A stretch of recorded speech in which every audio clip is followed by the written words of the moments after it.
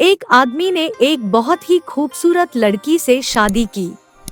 शादी के बाद दोनों की जिंदगी बहुत प्यार से गुजर रही थी।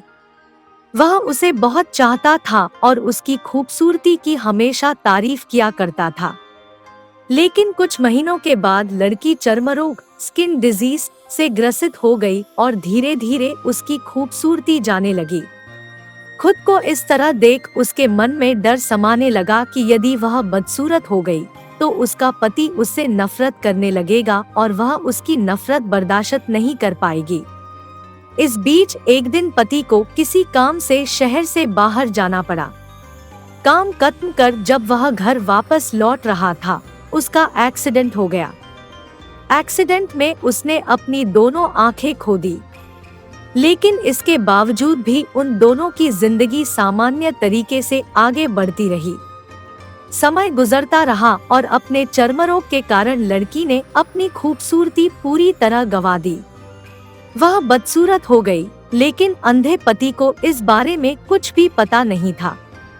इसलिए इसका उनके खुशहाल विवाहित जीवन पर कोई प्रभाव नहीं पड़ा।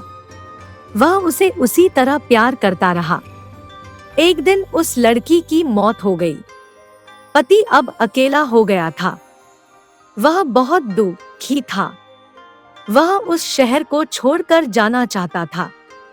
उसने अंतिम संस्कार की सारी क्रियाविधि पूर्ण की और शहर छोड़कर जाने लगा।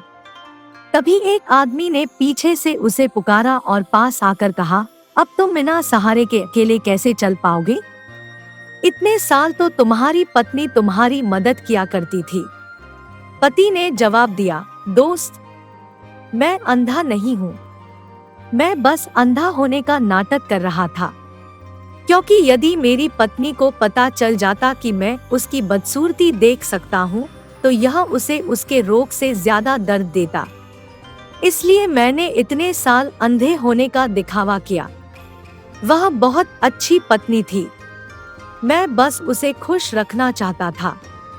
सीख, खुश रहने के लिए हमें भी एक दूसरे की कमियों के प्रति आंखें बंद कर लेनी चाहिए और उन कमियों को नजरअंदाज कर देना चाहिए।